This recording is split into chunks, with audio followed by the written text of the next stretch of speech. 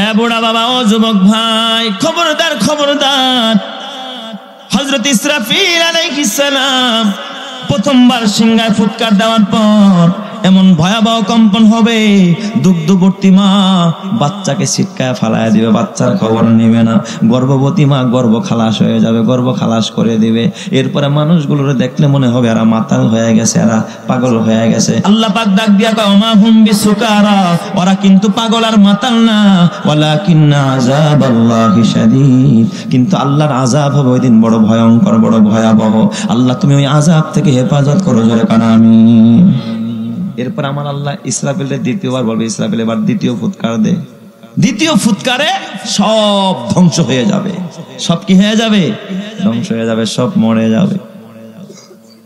আল্লাহ পাক রব্বুল আলামিন দ্বিতীয় ফুৎকারে সব ধ্বংস করে দিবে, কিছু বাকি থাকবে না, সব মরে যাবে।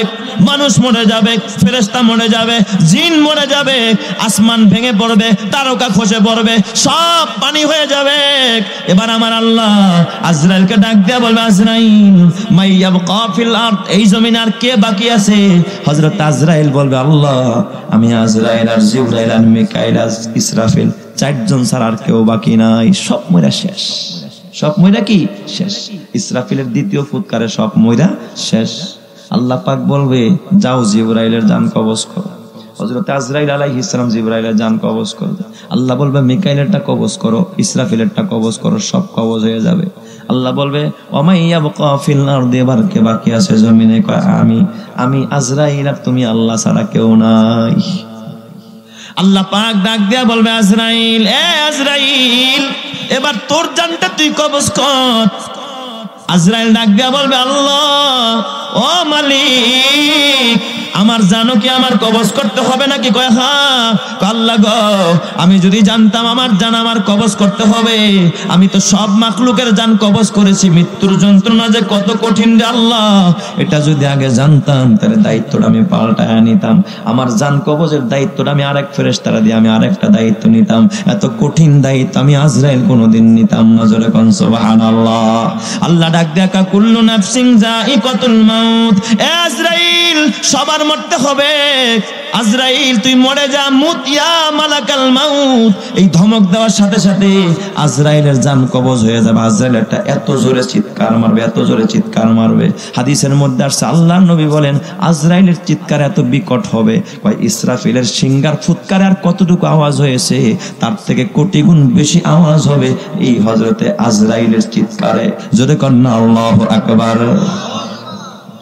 আজরাইল মরে যাবে।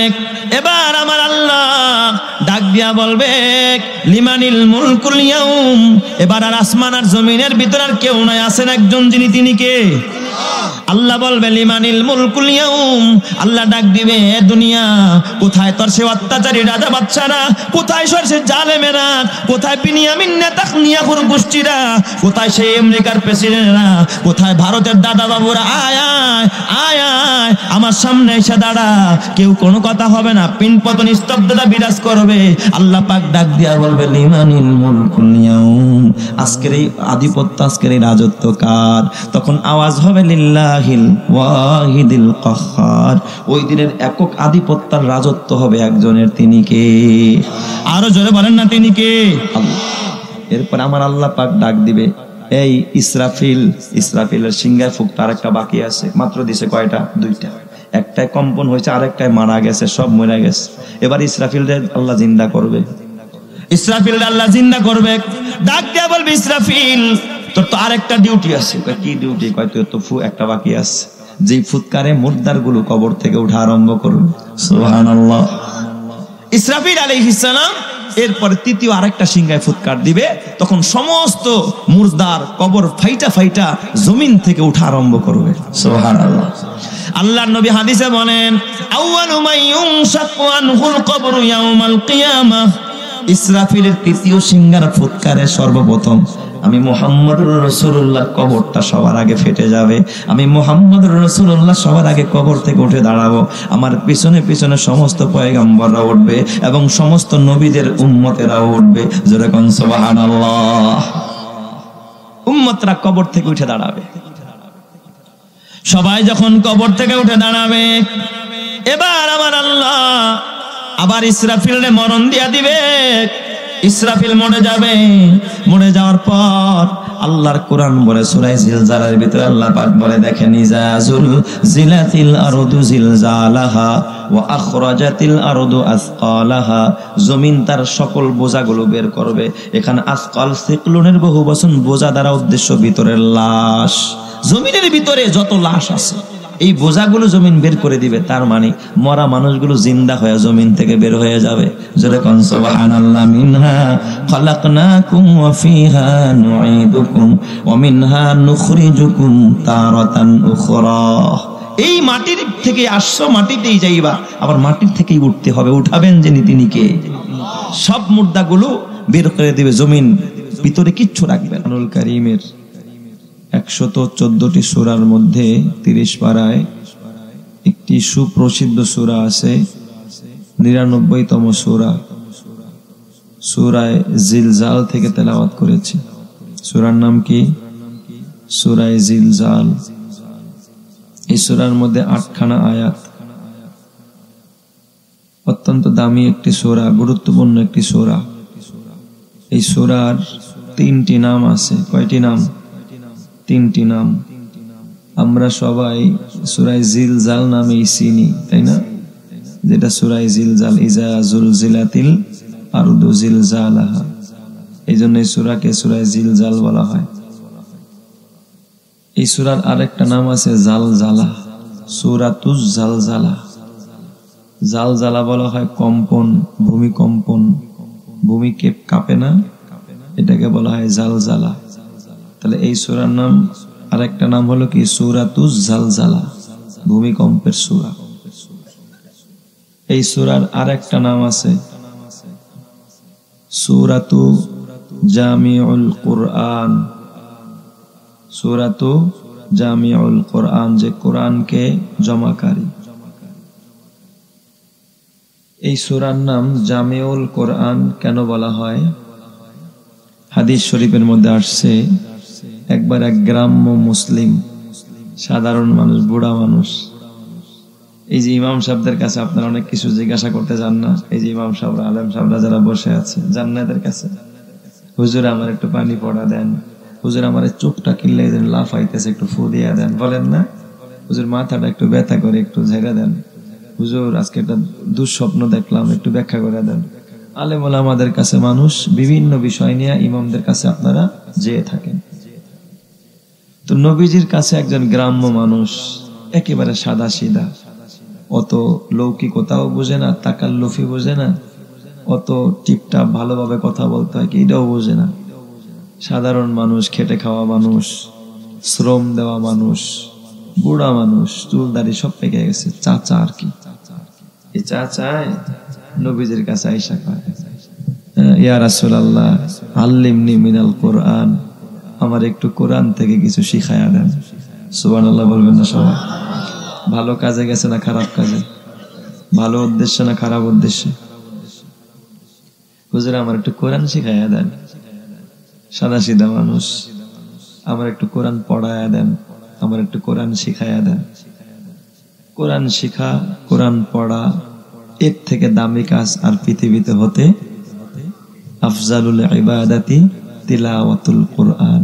নবীজি বলছে, ক্বালা রাসূলুল্লাহ সাল্লাল্লাহু আলাইহি ওয়াসাল্লাম আফদালুল ইবাদাতি তিলাওয়াতুল কুরআন। সর্বোত্তম ইবাদতের নাম হলো কোরআন মাজিদ কি করা? তেলাওয়াত করা। এইজন্য আল্লাহ কোরআনের বহু জায়গায় নবীরে খালি পড়তে কয়, ইকরা বিসমি রাব্বিকাল্লাযী খালাক। নবীর উপর প্রথম ওহী আসছে। প্রথম কিন্তু আল্লাহ নবীরে কয় না নামাজ পড়েন, এই নবী যাকাত দেন, এই নবী হজ করেন, এই নবী জিহাদ করেন, আল্লাহ এগুলো কিছুই কয় নাই। সর্বপ্রথম জিবরাইলকে পাঠায়া গারে হেরায় আল্লাহর নবীকে প্রথম নির্দেশটা কি দিয়েছেন জানেন? ইকরা বিসমি রাব্বিকাল্লাযী খালাক। হে নবী, আপনি আপনার রবের নামে পড়েন, যে রব আপনাকে সৃষ্টি করেছে। আরেকটু জোরে কর না সুবহানাল্লাহ।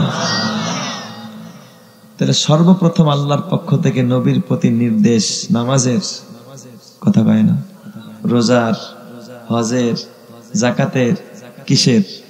পড়েন পড়েন পড়েন, সুবহানাল্লাহ বলবেন না সবাই? সূরা আনকাবুতের 45 নম্বর আয়াত আল্লাহ বলছে, উতলু মা উহিয়া ইলাইকা মিনাল কিতাব, উতলু মা উহিয়া ইলাইকা মিনাল কিতাব। হে নবী, আপনি কোরআন তেলাওয়াত করেন। সুবহানাল্লাহ কোন সবাই? মা উহিয়া ইলাইকা, আপনার কাছে যা প্রত্যাদেশ করা হয়, ওহী আকারে যা আসে, এটা আপনি কি করেন? তেলাওয়াত করেন, পড়েন। এরপরে ওয়াকিমিস সালাহ, এবং নামাজও পড়েন। নামাজের কথা 1 নম্বরে না 2 নম্বরে?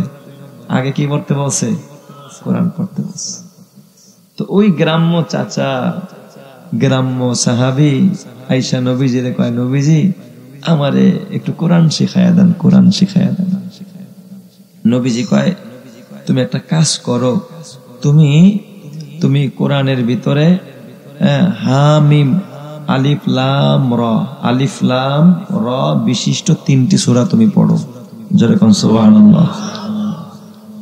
তুমি কোরআনের ভিতরে আলিফ লাম র বিশিষ্ট 3টি সূরা পড়ো। কোরআনের অনেক সূরার শুরুতে কি আছে? আলিফ লাম র আছে। এই আলিফ লাম র বিশিষ্ট কয় সূরা পড়ো? 3 সূরা পড়ো। এই সাহাবী তো বুড়া মানুষ, সে কি কয় জানেন? কয়, ইয়া রাসূলুল্লাহ, ইয়া হাবিবাল্লাহ, আমি বুড়া মানুষ, আমি বুড়া হয়ে গেছি। নবীজি, আপনি যে বড় সূরা পড়তে কইছেন, এটা আমার দ্বারা পড়া কিনা সম্ভব না। আমি বুড়া হয়ে গেছি, দুর্বল হয়ে গেছি। 2 নাম্বার, আমার জবানটা মোটা হয়ে গেছে নবীজি, জবানটা আমার মোটা হয়ে গেছে, ভারী হয়ে গেছে। ছোট্ট বাচ্চারা যদি বলি বলো আলিফ, সুন্দর করে উচ্চারণ করতে পারে। বুড়া কাকারা যদি কই আলিফ, বাবাইকে আলিফ কইতে পারেনি, আলিফ কইলে আফিদ শোনা যায়। দাঁত পড়ে গেছে, পান খাইতে খাইতে জিহ্বা মোটা হয়ে গেছে, উচ্চারণ আগের মতো করতে পারে? হুজুর, আমার তো জিহ্বাটা মোটা হয়ে গেছে, জিহ্বাটা মোটা হয়ে গেছে, তো আমি তখন পড়তে পারি না।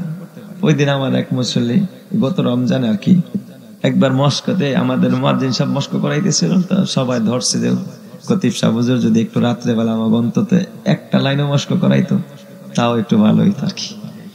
তো এখন ওই সূরা নাসের মস্কের মধ্যে আল্লাযী ইউওয়াসবিসু ফি সুদুরিন নাস, এই আয়াতটা কি আমি মস্ক করাইতেছিলাম।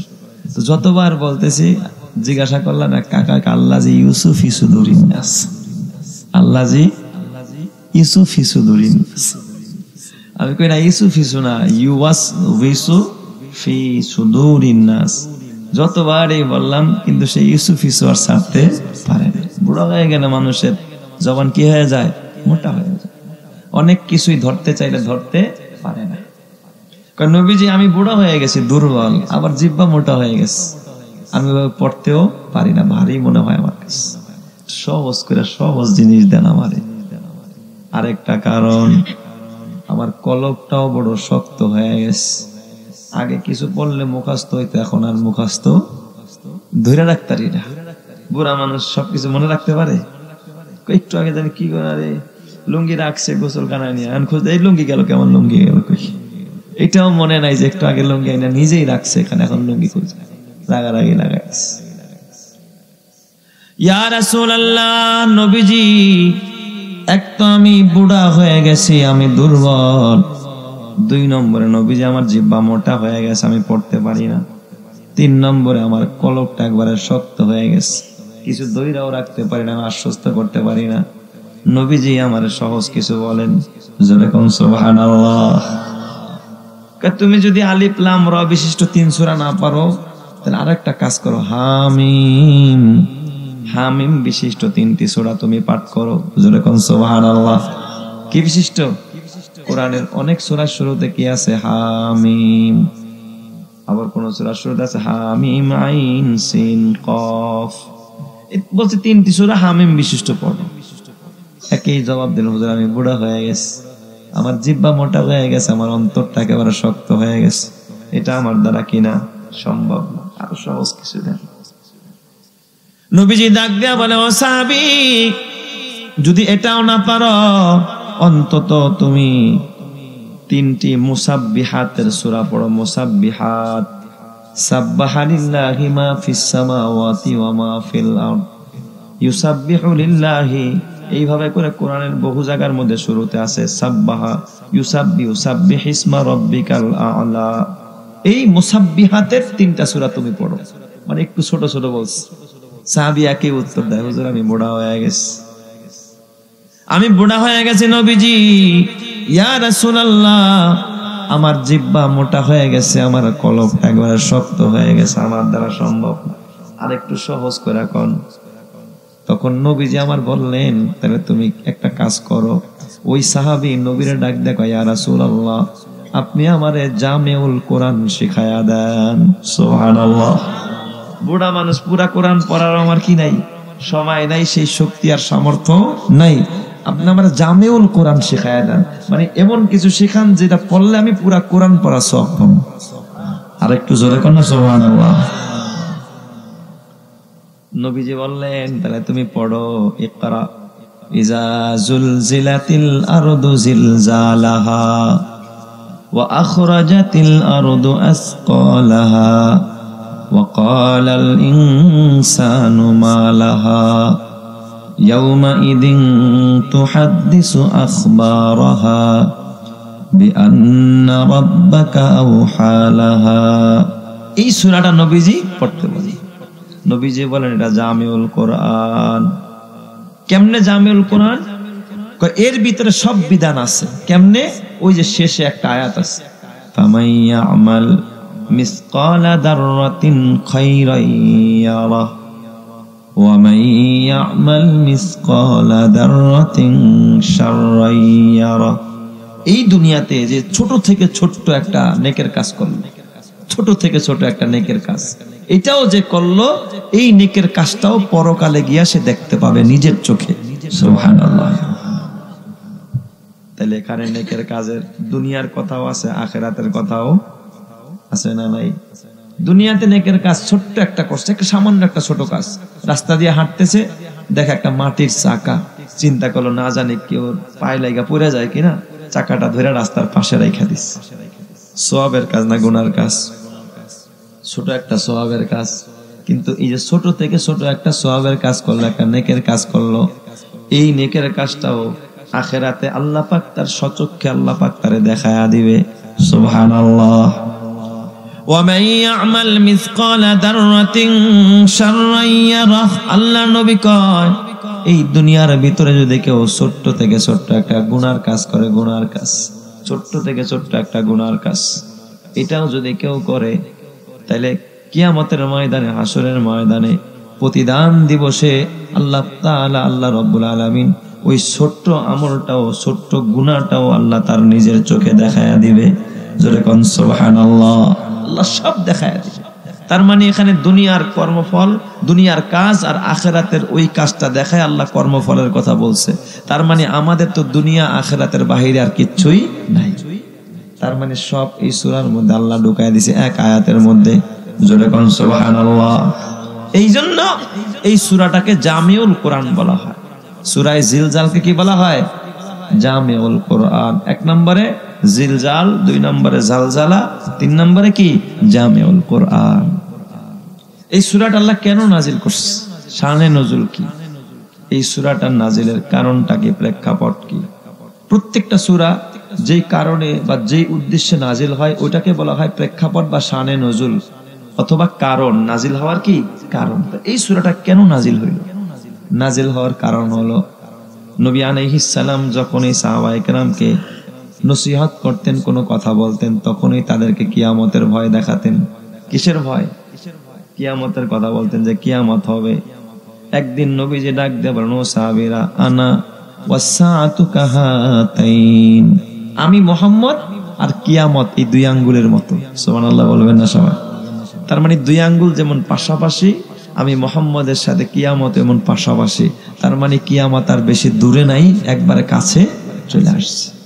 অথবা এই 2 আঙ্গুলের মধ্যে একটা বড়, একটা কি ছোট।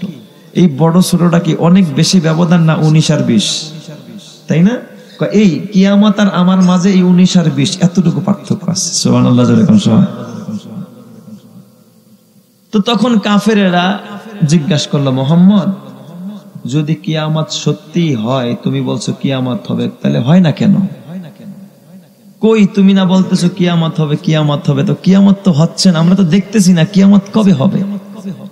কিয়ামত হবে এটা কি সত্য, কিয়ামত হবে এটা কি, এর মধ্যে কোনো সন্দেহ নাই। কিন্তু কবে হবে এটা আল্লাহ ছাড়া কোন নবীরাও, কিয়ামত হবে এটা কি নিশ্চিত সত্য, এর মধ্যে কোনো সন্দেহ নাই। কিন্তু কবে হবে এই ইলম একজনের আছে, তিনি কে? আল্লাহ।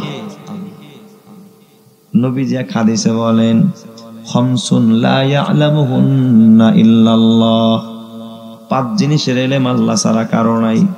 কয় জিনিসের ইলম? 5 জিনিসের ইলম। 5টা জিনিসের ইলম আল্লাহ ছাড়া দুনিয়ার কারো কাছে নাই, কোন নবীর কাছে নাই, কোন রাসূলের কাছে নাই, কোন ওলির কাছে নাই, কোন পীরের কাছে নাই, আছে ল্যাংটার কাছে।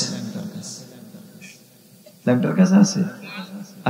ওর কাছে কি আছে? সব তো দেখাই যায়। আজিব হালাত। আমাদের দেশের কিছু মুসল্লিরা আছে, কিছু মুসলমান আছে, ওই ল্যাংটারও মুরিদ। আমার মিরপুরে ল্যাংটার একটা খানকা আছে, ল্যাংটার খানকা। তো মাঝখানে কিছুদিন কথা বলছি, কয়েকজনে গিয়ে আমার নামে ওই ল্যাংটার দরবারের মুরিদদের কাছে বিচার দিচ্ছে যে এটা তো ল্যাংটা পীরের বিরুদ্ধে করে। তো ওরা বিভিন্ন হুমকি ধমকি, একসময় চিঠিও পাঠাইছে আমার মসজিদে, যাই রে বাবার ল্যাংটারা হুমকি ধমকি দিছে আর কি।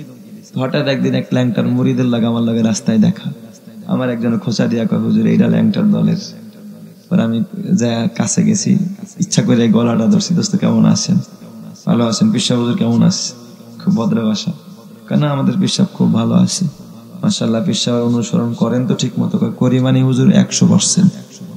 আচ্ছা ভালো কথা, পিসাবের 100% অনুসরণ করেন, সবকিছু মানেন তো? হ্যাঁ হুজুর সব মানি, পিসাব যা বলে তাই শুনি। আচ্ছা আচ্ছা। আমি বললাম যদি পিসাবের অনুসরণ অনুকরণ করে থাকেন 100%, তো আপনাকে পীর বাবাই তো ল্যাংটা, আপনার পরনে লুঙ্গি কে? পিসাব কি ল্যাংটা বাবা, আপনার পরনে লুঙ্গি কে ভাই? এটা কেমন অনুসরণ? হুজুর সব ক্ষেত্রে অনুসরণ করা লাগে না। আকল আল্লাহ পাক কি পরিমাণ লোক পাইছে তাদের, যে একজন ল্যাংটা মানুষ এটা আবার পীর বলে। এরথম তো কুকুরের পাও ধরে সালাম করা ভালো ছিল, তাই না? কুকুরের তো একটু লজ্জা শরম আছে, ছাগলেরও আছে, গরুরও আছে। আরে পীর সাজছে ল্যাংটা বাবা, আর তার কাছে গিয়া মানুষ কি করে? দোয়া চায়, তার মুরিদান আছে। বাংলাদেশে কি বলবো, একটা গাধাও যদি আমি পীর, দেখবেন হেরও কিছু মুরিদ থাকবো, ঠিক না? ঠিক। আল্লাহ তাআলা হেফাজত করুক, জোরে কান আমিন। রাগ করছেন বাজান? তো আল্লাহর নবীজি বলেন 5 জিনিসের ইলম। কোন পীর বাবা কেন, গায়েবের মালিক একজনই জানে, তিনি কে? কুল্লা ইয়ালামু মান ফিস সামাওয়াতি ওয়াল আরদিল গায়বা ইল্লাল্লাহ। হে নবী আপনি জানায়া দেন, আসমান জমিনের ভিতরে কেউ গায়েব জানে না, শুধুমাত্র কেবলমাত্র গায়েবের মালিক যিনি, তিনি কে? নবীজি হাদিসে বলেন, খামসুন লা ইয়ালামুহুন্না ইল্লাল্লাহ, 5 জিনিসের ইলম আল্লাহ ছাড়া কারো নাই। আল্লাহ তাআলা বলেন, ইন্নাল্লাহা ইনদাহু ইলমুস সাআহ, 1 নম্বর হলো কিয়ামতের ইলম। কিয়ামত হবে এটা নিশ্চিত, কিয়ামত হবে এটা আমিও জানি, আপনিও জানেন, নবীরাও জানে, ওলিরাও জানে। কিন্তু কিয়ামত কবে হবে এটা একজনেই জানেন, তিনি কে? আরো জোরে সবাই ঈমানের আওয়াজে বলেন, কে? আল্লাহ ছাড়া কেউ জানে না কিয়ামত কবে হবে। ইন্নাল্লাহা ইনদাহু ইলমুস সাআহ, কিয়ামত কবে হবে এটা আল্লাহ ছাড়া কেউ জানে না। তবে নবীজি মাঝে মাঝে কিয়ামতের কিছু আলামত বয়ান করছে। কি বয়ান করছে? যারা এখন কিয়ামতের কিছু আলামত বয়ান করছে, যে এই এই আলামত শুরু হয়ে গেলে তোমরা মনে করো কিয়ামত কাছায়া চলে আসছে। ইন্নাল্লাহা ইনদাহু ইলমুস সাআহ ওয়া ইউনাজ্জিলুল গায়স। 2 নম্বরে বৃষ্টি কখন হবে, ওয়েদার কেমন হবে, বৃষ্টি কখন হবে, ঝড় কখন হবে, তুফান কখন হবে, এটা জানেন একজন যিনি, তিনি কে? কই আমাদের আবহাওয়াবিদরা তো একদিন আগেই কয় আগামীকাল বৃষ্টি হইতে পারে, 3 নম্বর সতর্কতা সংকেত। এ বাবা, এটা তারা বলে আলামত দেখা দেখা, যখন আকাশের ভিতরে ওয়েদারের ভিতরে যখন কোনো চিহ্ন বের হয়, ঠিক না? ঠিক। পারলে কোন আবহাওয়াবিদরে জিজ্ঞাসা করেন যে আজ থেকে আগামী মাসের 5 তারিখে অথবা 8-10 দিন পরে অথবা 20 দিন পরে কি হবে, ও কে ওর বাপ কে ওর 14 গোষ্ঠীতেও কিছু বলার ক্ষমতা রাখে? একদিন আগে দেখা সবাই কইতে পারে, ঠিক না ব্যাটিং করে কর। ওয়ায়ুনাজ্জিলুল গায়স ওয়া ইয়ালামু মা ফিল আরহাম। পেটে বাচ্চা কি হবে, ছেলে হবে না মেয়ে হবে, জানে একজন, যিনি তিনি কে? হুজুর আমরা তো আলট্রাসোনোগ্রাম করে 6 মাস আগে রেগুলার দিয়ে দিই। মিষ্টি খাওয়া, একদিন আমার একজন মিষ্টি নিয়ে এসে, মিষ্টি, হুজুর মিষ্টি খান, কিসের মিষ্টি? আল্লাহ একটা ছেলে দিছে, আমি কই নাম রাখছেন কি? কয় দুনিয়া আয় নেই। দুনিয়া আয় নেই আর মিষ্টি খাও? কয় হুজুর আলট্রাসোনোগ্রাম করছে তো বউ, এই আলট্রাসোনোতে ধরা খাইছে, ছেলে হইব আর কি। তাইলে বলেন তো, আলট্রাসোনোগ্রামে ধরা খাইছে ছেলে হবে, এটা রেহেমের ভিতরে ছেলে হওয়ার আগে না পরে? হওয়ার পরে, তাই না? ছেলে হয়ে গেছে, তাইলে 1 মাসের সময় কেন তোমার আলট্রার ডাক্তার কইতে পারে না? ও কেন ওর বাপেও পারবো না, ওর মায়েও পারবো না, 14 গোষ্ঠী বিজ্ঞানীরাও পারবে না? পারলে গবেষণা করা ক, যেদিন থেকে ঋতুস্রাব বন্ধ হয়েছে, যদি তুই পারতি ওদিনেই তোর বলা দরকার ছিল ছেলে হবে না মেয়ে হবে। তুই ফটোগ্রাফি দিয়া, তুই ক্যামেরা দিয়া, এরপরে ভিতরে দেখবি ছেলে না মেয়ে, আল্লাহর বানানোর পরে দেখছস, এইটা বলে লাভটা কি? বানানোর আগে যদি বলতে পারতি যে এবার তোর ছেলে হবে অথবা মেয়ে হবে, তাইলে বুঝতাম তুই না একমাত্র পারস। তাহলে বোঝা গেল সন্তান ছেলে না মেয়ে একমাত্র জানেন যিনি তিনি কে? আল্লাহ ছাড়া কেউ জানে।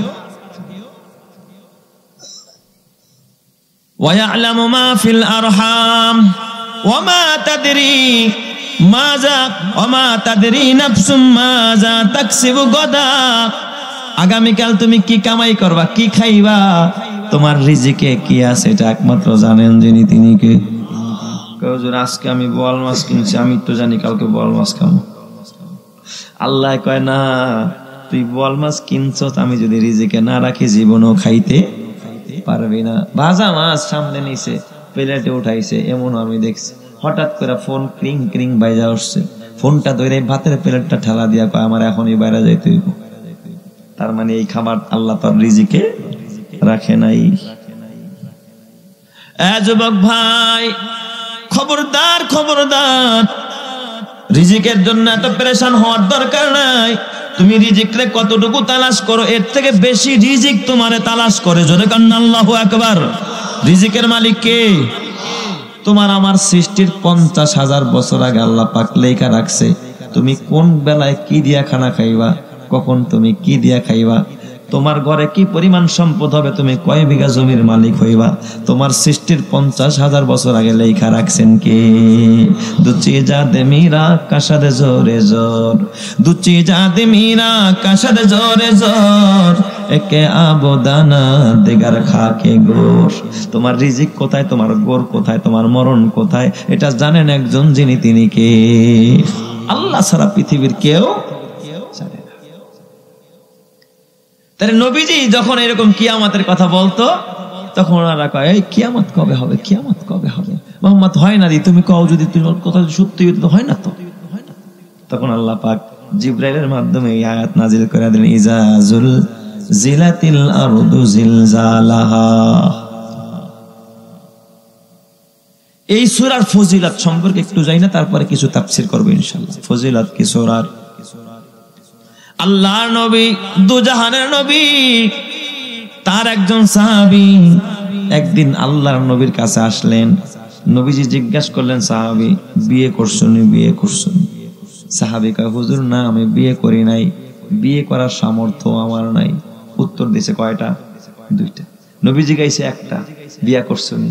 আর হে কি কয়, হুজুর বিয়া করি নাই, আবার বিয়া করার সামর্থ্য নাই। 2টা উত্তর দিছে সে।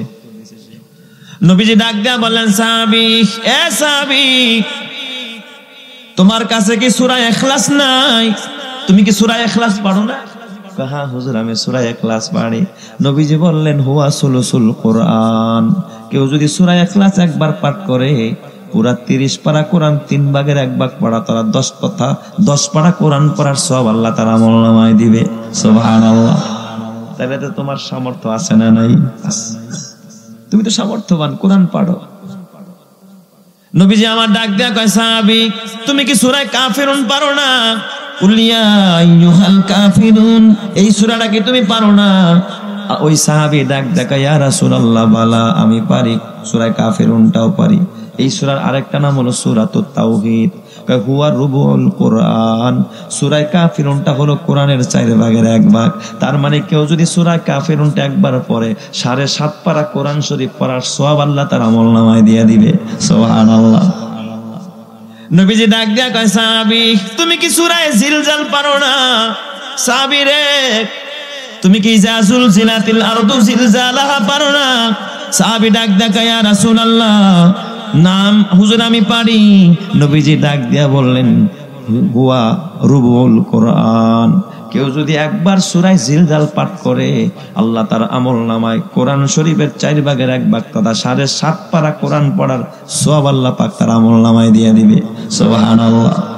আরেক হাদিসের মধ্যে আর আল্লাহর নবী বলে, সূরাতুজ জিলজাল হুয়া নিসফুল কোরআন, কেউ যদি একবার সূরা জিলজাল পাঠ করে আল্লাহ তার আমলনামায় পুরা 15 পারা কোরআন শরীফ পড়ার সওয়াব দিয়ে দিবে। সুবহানাল্লাহ। তাহলে 2 বার সূরা জিলজাল পড়লে 30 পারা কোরআন খতমের সওয়াব দিবেন কে? তাহলে সূরা জিলজাল পড়ার মধ্যে বরকত আছে না নাই? মাগরিবের নামাজে মাঝে মাঝে আপনাদের ইমাম সাহেব সূরা জিলজাল পড়ে কি পড়ে না? এ যুবক ভাই, তোমার হাতে পায়ে ধরে বলা যায়, এই যে কিয়ামত হবে, কিয়ামতের শুরু হবে কি দিয়া? আল্লাহ পাক সূরা নাজিল করে বললেন, ইজাজুল জিলাতিল আরদু জিলজালাহা, হে নবী যখন জমিনের ভিতরে ভয়াবহ কম্পন শুরু হয়ে যাবে, জমিনের ভিতরে কম্পন হবে। জমিনের ভিতরে কম্পন হলে এটাকে আমাদের বাংলা ভাষায় কি কয়? মাশাআল্লাহ, কি কয়? ভূমিকম্প। গতকালকেই তো ভূমিকম্প হইল না? টের পাইছেন না আপনারা? 9:30 পৌনে 10টার দিকে ভূমিকম্প। আমি তখন আমার বাসায়, আমার বাচ্চারা কাব্বা বাবা এই যে টেবিল লড়তেছে, পড়ার টেবিল, আসলে তাকায় দেখি মনে হয় ভাইব্রেশন দিছে মোবাইলের মধ্যে, কাঁপতেছে। ফ্যানের দিকে তাকায় দেখি ফ্যান জ্বলতেছে। তাহলে ভূমিকম্প শুরু হয়ে গেছে। এই বর্তমান যে ভূমিকম্প আছে এটা কিন্তু কিয়ামত না। এই ভূমিকম্পটা কি না? কিয়ামত না, বরং এটা কিয়ামতের আলামত। এটা কি? কিয়ামতের আলামত। আর ভয়াবহ একটা ভূমিকম্প হবে, যেই ভূমিকম্পের কারণে সব ধ্বংস হয়ে যাবে। এটা হলো কি বাবা? কিয়ামত। কিয়ামতের সূচনাটাই হবে ভূমিকম্প দিয়া। কিয়ামতের সূচনা হবে কি দিয়া? ভূমিকম্প দিয়া। কথা কিন্তু বুঝতে হবে বাবা, কেন এই সূরা পড়লাম। কিয়ামতের শুরুই হবে কি দিয়া? আর এখন ইদানিং আমরা মাঝে মাঝে কিন্তু ভূমিকম্প দেখতেছি। তার মানে এখন আমরা কোন দিকে আগায়া গেছি? এই যে কয়েক সেকেন্ড হয়েছে, আমার তো মনে হয় যদি খালি 1 মিনিট থাকতে কাঁপুনিটা, কয় মিনিট? 1 মিনিট বাংলাদেশের অর্ধেক ধ্বংস হয়ে যেত, খালি 1 মিনিট থাকলে। ইজা জুলজিলাতিল আরদু জিলজালাহা,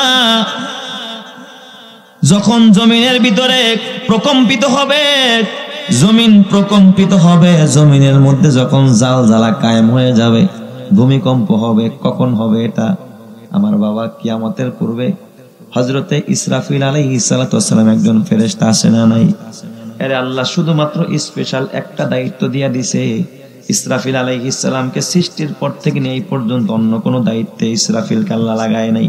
ইসরাফিলকে সৃষ্টির পর থেকে মুখের ভিতরে বাঁশিটা ঢুকাইয়া, সিংহাটা ঢুকাইয়া ইসরাফিল আলাইহিস সালাম পজিশন নিয়া, ওই যে খেলোয়াড়রা দেখবেন যখন খেলা স্টার্ট হয়, বাঁশি নিব, পাও একটা আগে দিয়া 1 2 3 কইতে দেরি আর কি, এমন একটা ভাব। 1 পাও আগে আর 1 পাও পিছনে, বোঝেন নাই? পজিশন বোঝেন তো? পজিশন নিয়ে রাখছে বাঁশিতে হাত দিয়া। আর কি খালি আল্লাহর হুকুম হবে আর তিনি কি দিয়া দিবে? ফু দিয়া দিবে। ইসরাফিল 3টায় সিংহা ফু দিবে, 3 বার। কয়টায়? 3 বার ফু দিবে, 3 বার। প্রথম ফুৎকারে ভূমিকম্প শুরু হবে, জমিন কাঁপাকাঁপি শুরু হয়ে যাবে। ইসরাফিল আলাইহিস সালাম কত বড়! ইসরাফিল আলাইহিস সালাম আমাদের এই জমিনে, এই যে নলের বাঁশি আছে না, নলের বাঁশি বাজান, বাঁশির মধ্যে ছিদ্র আছে না নাই? ইসরাফিল আলাইহিস সালাম যে বাঁশিটা মুখের মধ্যে নিয়ে দাঁড়ায় রয়েছে, বৈশাও না, অপেক্ষাও না, চেয়ারেও বৈশা না, পজিশন নিয়ে দাঁড়ায় আছে। আল্লাহ হুকুম করবে আর অমনি তিনি সিংহায় ফু বাজায়া দিবে। এই ইসরাফিলের বাঁশিটা কত বড়, আর ইসরাফিল কত বড়! আমাদের দেশের নলের বাঁশির মতো, তাই না? কথা কয় না? এই নলের বাঁশির মধ্যে কয়েকটা ছিদ্র থাকে না? ইসরাফিলের বাঁশির মধ্যে 11টা ছিদ্র আছে। সুবহানাল্লাহ কোন সবাই। দাকায়েকুল আখবারের ভিতরে ইমাম গাজালি লিখছে কয়টা ছিদ্র? 11টা ছিদ্র আছে। এক একটা ছিদ্র কত বড়! এই ছিদ্র কিন্তু ওই যে মুখে নিচে ওইটা না, ওই যে নলের বাঁশির মাঝখানে মাঝখানে ফুড়া ফুড়া থাকে না, ওই ছিদ্রের কথা বলছিস। এক একটা ছিদ্র কত বড় হবে! কয় যদি এই 7 আসমান আর 7 জমিন, কয় আসমান? 7 আসমান আর 7 জমিন একসাথে ধইরা এরপর যদি ওই বাঁশির যে 11টা ছিদ্র আছে, যে কোনো একটা ছিদ্র দিয়া ঢুকাইতে চায়, এক পাশ দিয়া যাবে আর এক পাশ দিয়া বের হবে, বাঁশির ছিদ্রের কোনো স্পর্শ সেখানে লাগবে না। আর একটু জোরে কোন সুবহানাল্লাহ। তার মানে তাহলে মনে হয় বাঁশির ছিদ্রটা আমাকে বাংলাদেশের সমান। এরকমের ছিদ্র কয়টা? আপনারা বলেন বাঁশি বড় না ছিদ্র বড়? কথা কয় না। বাঁশি বড় না ছিদ্র বড়? তাহলে এইরকমের ছিদ্র আছে 11টা। আর এই ছিদ্রগুলো যেই বাঁশির মধ্যে, সেই বাঁশিটা কত বড়! আর ওই বাঁশির যেখান দিয়া ফু মারবে ওই জায়গাটা কত বড়! আর এই বাঁশিটা মুখের ভিতরে ঢুকানো, তার মানে তার মুখটা বাঁশিটারে কি করে রাখছে? গ্রাস করে ফেলাইছে। মুখের ভিতরে ঢুকানো বাঁশিটা, বুঝেন নাই? বাচ্চারা বাঁশি বাজায় মুখের ভিতরে দিয়া, বাঁশিটা মুখের ভিতরে। তাইলে বলেন তো বাঁশি বড় না মুখটা বড়? মুখের গহ্বরটা আরো বড়। এক একটা ছিদ্র যদি এত বড় হয়, ওই বাঁশিটা কত বড়! আর ওই বড় বাঁশিটা যেই মুখ গহ্বরের ভিতরে প্রবেশ করানো, ওই মুখটা কত বড়! আর এই মুখটা যেই চেহারার সাথে ফিট করা, ওই চেহারাটা কত বড়! আর ওই চেহারাটা যেই বডির সাথে ফিট করা, ওই বডিটা কত বড়!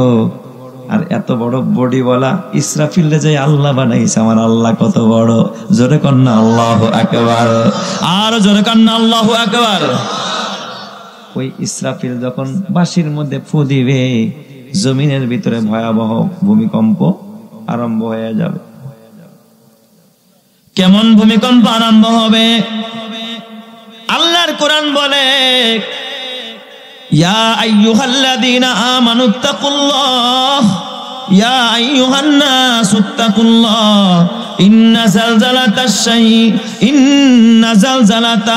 আল্লাহর কোরআন বলে, এ আমার বাবা, আল্লাহর কোরআন সূরা হজের ভিতরে আল্লাহ পাক রব্বুল আলামিন বলে, ইন্না জালজালাতাস সাআতি শাইউন আযীম।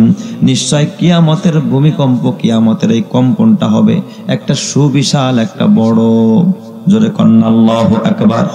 একেবারে বড়, শাইউন আযীম, একটা মহান, অনেক বড় হবে। এত বড় ভয়াবহ ভূমিকম্প জীবনে কোনো মানুষ দেখে নাই, কেউ কল্পনা করে নাই। কোনো বিজ্ঞানী বলেন, কোন সায়েন্টিস্ট বলেন, কোন মেধাবী বলেন, জীবনে কোনোদিন কল্পনাও করতে পারে এর থেকে বেশি ভয়াবহ কম্পন দিবেন যিনি, তিনি কে? আল্লাহ একটা কম্পন সৃষ্টি করে দিবেন। আর এই কম্পনে কি হবে জানেন? প্রথম ফুৎকারের মধ্যে শুধু কাঁপাকাঁপি আর বিভিন্ন ভীতি সন্ত্রস্ত হয়ে যাবে সব মানুষগুলো। আল্লাহ পাক বলেন, ইয়াউমা তারাউনাহা তাযহালু কুল্লু মুরদিআতিন আম্মা আরদাআত ওয়া তাদাউ যাতু হামলিন হামলাহা ওয়া তারান নাসা সুকারা ওয়া মা হুম বিসুকারা ওয়ালাকিন্না আযাবাল্লাহি শাদীদ। আল্লাহ কয়, যখন ইসরাফিল প্রথমবার সিংহায় ফুৎকার দেবে, আল্লাহ পাক কোরআনের ভিতরে বলে, ইয়াউমা তারাউনাহা, তোমরা দেখতে পাইবা, তাযহালু, ভুলে যাবে, কুল্লু মুরদিআতিন আম্মা আরদাআত, দুগ্ধবর্তী মহিলারা, দুগ্ধ দানকারী মহিলারা তার বাচ্চার কথা ভুলে যাবে। বাচ্চার দুধ খাওয়াবে না, বাচ্চা ছিটকায় পড়ে যাবে, মা আরেক দিকে চলে যাবে, বাচ্চার কথাও তার মনে থাকবে না। তাযহালু কুল্লু মুরদিআতিন আম্মা আরদাআত ওয়া তাদাউ কুল্লু যাতি হামলিন হামলাহা। গর্ভবতী মহিলা, বাচ্চা ডেলিভারির সময় হয় নাই, ওই ইসরাফিলের সিংহার ফুৎকারে সেদিন তার বাচ্চার গর্ভপাত হয়ে যাবে, গর্ভ পড়ে যাবে, ভিতরের গর্ভটা পড়ে যাবে। আল্লাহর কোরআন থেকে বলতেছি, ওয়া তাদাউ কুল্লু যাতি হামলিন হামলাহা, গর্ভপাত হয়ে যাবে রে মুসলমান।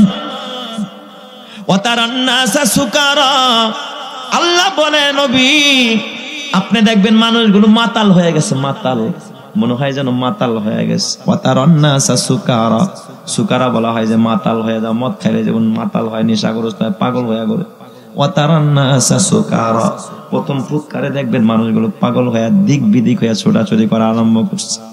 ওমা হুম বিসুকারা, কিন্তু আল্লাহ কয় নবী গো তারা কিন্তু মাতাল না, তারা পাগল না। ওয়ালাকিন্না আযাবাল্লাহি শাদীদ, কিন্তু আল্লাহর আযাব বড় কঠিন।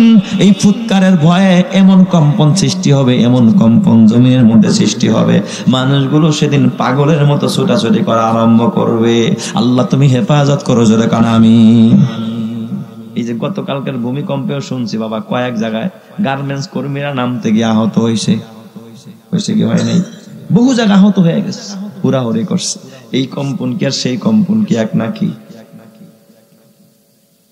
ইজা রুজ্জাতিল আরদু রাজ্জা ওয়া বুসাতিল জিবালু বাসসা, যখন কিয়ামতের সিংহায় ফুৎকার হবে, পাহাড়গুলো ফেটে চৌচির হয়ে যাবে। ফাকানাত হাবাম মুমবাসসা, রেজা রেজা ধুলা বালুর মতো হয়ে যাবে পাথরের পাহাড়। কিন্তু পাহাড়ের পাথরগুলো শুধু খুলে যাবে তা না, বালুর রোয়া যেমন ধুলা, যেমন এই আটার মেশিনের ভিতরে গম ভাঙালে যেমন আটাগুলো পিষে যায়, পাহাড়ের পাথরগুলো ওই রকমের মুমবাসা, একেবারে ধুলার মতো রেজা রেজা বানায়া দিবেন যিনি, তিনি কে?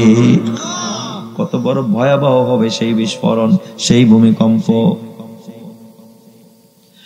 যুবক ভাই, খবরদার খবরদার, হাতে পায়ে ধরে বলা যায় এই কিয়ামত অবশ্যম্ভাবী কিয়ামত হবে, এতে কোনো সন্দেহ নাই।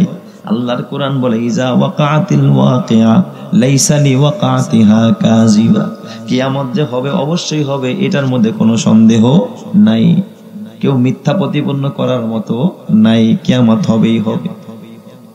ইজা ওয়াকাতিল ওয়াকিয়া লাইসা লিওয়াকাতিহা কাযিবা খাফিদাতুর রাফিয়া, ওই দিন নিচুকে উঁচু করবে, উঁচুকে নিচু বানাবে। তার মানে পানিগুলো উতলায় উতলায় উপরে উঠতে থাকবে, উপর থেকে আসমানগুলো ভাঙা ভাঙা নিচে পড়া আরম্ভ করবে, নিচের গুলো উপরে যাবে, উপরের গুলো নিচে যাবে। আপনারা দেখেছেন পদ্মা নদীতে যখন ঘোল শুরু হয়, যখন বিকট স্রোত শুরু হয়, পানিগুলো কেমন যেন পাকাইতে থাকে, ঠিক না? ঠিক ঠিক ওই কিয়ামতের ভূমিকম্পের সময় নিচের জমিনগুলো উপরে ওঠা আরম্ভ করবে, আর আসমান আর জমিন ভাঙা সেদিন তারকা ভাঙা ভাঙা জমিনে পড়া আরম্ভ হয়ে যাবে। নিচাকে উষা বানায় দিবে, উষাকে নিচা বানায়। যুবক ভাই, এই জন্য হাতে পায়ে ধরে বলা যায় আল্লাহকে ভয় করো, গুনাহ ছেড়ে দাও, প্রস্তুত নিয়ে নাও। ওই ভয়াবহ ভূমিকম্প সহ্য করতে পারবা না, ওই দিন মা তার বাচ্চার গর্ভ খালাস করে দিবে, ওই দিন দুগ্ধবতী মা সন্তানকে ভুলে যাবে, ওই দিন মানুষগুলো মাতাল হয়ে পাগল হয়ে দৌড়ায়। এই জন্য প্রত্যেক নবীরা তার উম্মতকে কিয়ামতের ভয় দেখাইছে, খবরদার উম্মতেরা সাবধান হয়ে যাও। এই আমার বাবা গুনাহ ছেড়ে দাও, যেই জমিনের ভিতরে গুনাহ বাইরা যায়, ওই জমিনের ভিতরে ভয়াবহ ভূমিকম্প দান করেন যিনি, তিনি কে? আল্লাহ। এখন আমাদের জমিনের ভিতরে গুনাহ কমতেছে না বাড়তেছে? আল্লাহর নবী কয় যে এই জমিনের ভিতরে বাবা গুনাহ বেড়ে যায়, ওই জমিনের ভিতরে ভূমিকম্প বেড়ে যায়। গুনার ভিতরে কয়েকটা কবিরা গুনার কথা আল্লাহর নবী বলেছেন। এক নম্বরের কবিরা গুনাহ হলো যখন জমিনে জিনা বেড়ে যায়। জিনা এখন আসে না নাই? পরকীয়া আসে না নাই? অবৈধ প্রেম প্রীতি আসে না নাই? এখন বিবি দিয়া ভালো লাগে না, আরেকজনের বউর দিকে তাকায়া থাকে, চোখের জিনা। কেউ যে আমরা বুড়া মানুষ, আমরা কি আর জিনা করি? বুড়া মানুষও দেখবেন যদি আরেকটা বেগানা নারীর দিকে একটু মায়ার নজরে, তার মানে আকর্ষণের সাথে তাকায়, তার চোখের ভিতর আল্লাহ পাক একটা জিনার গুনাহ দিয়ে দেয়। জোরে কন নাউজুবিল্লাহ। বেগানা নারীর দিকে তাকানোটাও কি জিনা? জিনাল আইনি আন নাজরু, চোখ দিয়া দেখা, এটাও জিনা। তাইলে মনে হয় টেলিভিশনে নর্তকীকে দেখলে কোনো জিনা নাই, ঠিক না? আছে? এখন টেলিভিশন আপনারা দেখেন কি দেখেন না? যুবক ভাই, তোর হাতে পায়ে ধরে বলা যায় খবরদার খবরদার, এই চোখটা নষ্ট করিস না, গুনাহ করিস না, আর জিনা করিস না। ও আমার পর্দারের মা, মা গো, ও মা, এই রূপ দ্বারা যৌবন এক সময় জং ধরে যাবে মা, স্বামী নিয়ে সন্তুষ্ট থাকো গো মা। ও বোনেরা, বেগানা পুরুষের সাথে ফোনে কথা বলিস না, চ্যাটিং করিস না, অনলাইনে প্রেম করিস না, ফেসবুকে প্রেম করিস না, মেসেঞ্জারে প্রেম করিস না, ইমোতে প্রেম করিস না, হোয়াটসঅ্যাপে প্রেম করিস না। প্রেম যদি করতে হয় আসমানের মালিকের সাথে প্রেম কর, মৃত্যুর পরে জান্নাত দিবেন যিনি, তিনি কে? আছে না নাই? এখন এই সমস্ত অবৈধ প্রেম প্রীতি সমাজের মধ্যে আছে না নাই? এখন বউ ভালো লাগে না, পছন্দ হয় পাশের বাড়ির শেফালির মারে।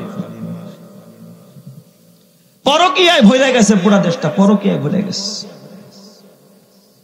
আমার বাজান বেজার হয়ে না, রাগ করেন না রে বাবা, জিনা বেড়ে যাবে। 2 নম্বরে মদ বেড়ে যাবে, মদ মাদক বেড়ে যাবে, ইয়াবা বেড়ে যাবে, ফেন্সিডিল বেড়ে যাবে, গাঞ্জা বেড়ে যাবে। এখন জমিনের ভিতরে মাদক বাড়ছে না কমছে? এখন বিয়ে শাদীর অনুষ্ঠানে গেলে মাদক বিয়ার আসে না নাই? আসে না? এখন মাদক বেড়ে গেছে বাবা, মদ খায়। গ্রাম অঞ্চলের মধ্যে ওই দিন এক জায়গায় মাহফিলে গেলাম, আমার ডাক দেখা, হুজুর কি বলবো, এই সমাজটা ধ্বংস হয়ে গেল শুধু মাদকের কারণে। একটা ঘরে যদি একটা ছেলে মাদকাসক্ত হয়ে যায়, ওই পরিবারটা ধ্বংসের জন্য ওই একটা সন্তানই যথেষ্ট। ঠিক না ভাই? ঠিক। পুরো পরিবারটা ধ্বংস হয়ে যায় একটা ছেলে যদি মাদকাসক্ত হয়ে যায়।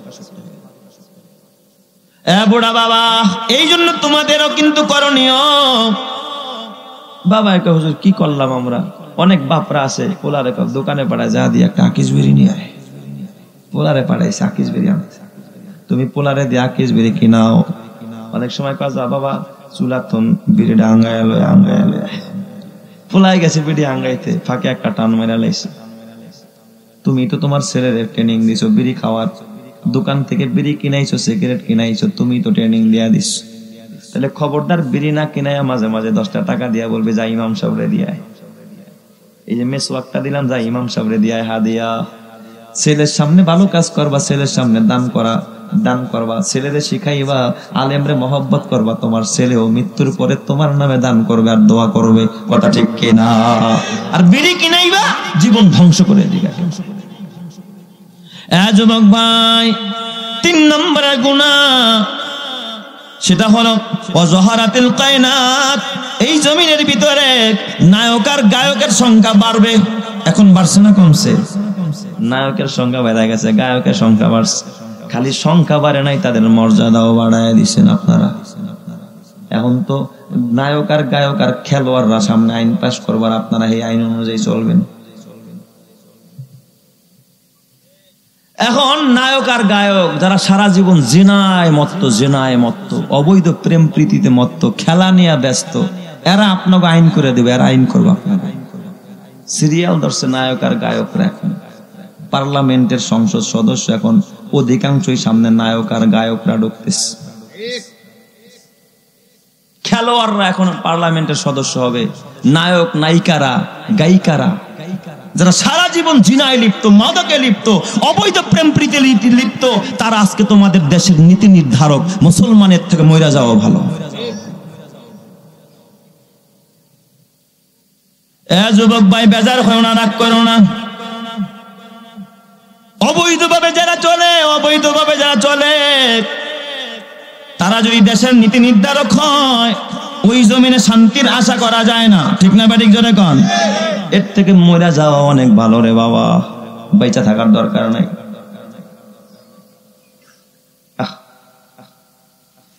যুবক ভাই, রাগ করো না, বেজার হও না। নায়ক আর গায়কের সম্মান বেশি। তারা হাজারো দর্শন করে মাপ পাওয়া যায়, তারা হাজার অন্যায় করে মাপ করে যায়। কিন্তু একজন আলেম একটা হক কথা কয়া বছরের পর বছর জেলখানায় পচতে হয়। এটার নাম হলো বাংলাদেশ, কথা ঠিক না ঠিক জোরে কও। দেশের টাকা পাচার করে বেগম পাড়ায় পাঠায় কি আর জেলখানায় গেছে? মানুষ খুন করে গেছে? বহু খুনি 3 মাস পর জামিন পাওয়া যায়। এই কথাগুলো কার কাছে গিয়া বলবো? এই দুঃখটা আমি কারে বলবো? আর জমিন আল্লাহর খালি খালি ভূমিকম্প হয় না, খালি খালি জমিন আল্লাহ নাড়ায় না, নাচায় না। একদিন যদি নাচায়া দেয় আর পালানের জায়গা পাবি না। ঠিক না ঠিক জোরে কও। যুবক ভাই ও বুড়া বাবা, ইজা জুলজিলাতিল আরদু জিলজালাহা। গায়ক আর গায়িকা বেড়ে যাবে, নায়ক আর নায়িকা বেড়ে যাবে, ওয়াল মাযিব, এবং গান বাজনা বেজে যাবে। সব জায়গার ভিতরে এখন গান বাজনা আছে না নাই? এখন মসজিদের ভিতরেও গান বাজনা আছে না নাই? হ্যাঁ, মসজিদের ভিতরেও গান বাজনা। ওই দিন দেখি এক বুড়া আমার মসজিদে নামাজ পড়ে, এমন গান, বুড়ার মোবাইলের মধ্যে দেওয়া রিংটোন, বুড়া মোবাইল, বাটন মোবাইল, কে দিয়ে রাখছে, কোন নাতি বোড়াই করছে কি ভুলে হোক, যেমন পকেটে করে মোবাইল নিয়েছে, পারে না বন্ধ করতে। পুরা মসজিদের মুসল্লিরা তো গান শুনতেছে। কি গান লাগাইছে জানেননি? কয় প্রাণ বন্ধু রে বুড়ি হইলাম তোর কারণে, বুড়ি হইলাম তোর কারণে এই গান লাগাই দিস। কপাল পরা, কোন বন্ধুর জন্য বুড়ি হলি? এই হায়াত আর জীবন আর মৌতের মালিক যিনি, তিনি কে?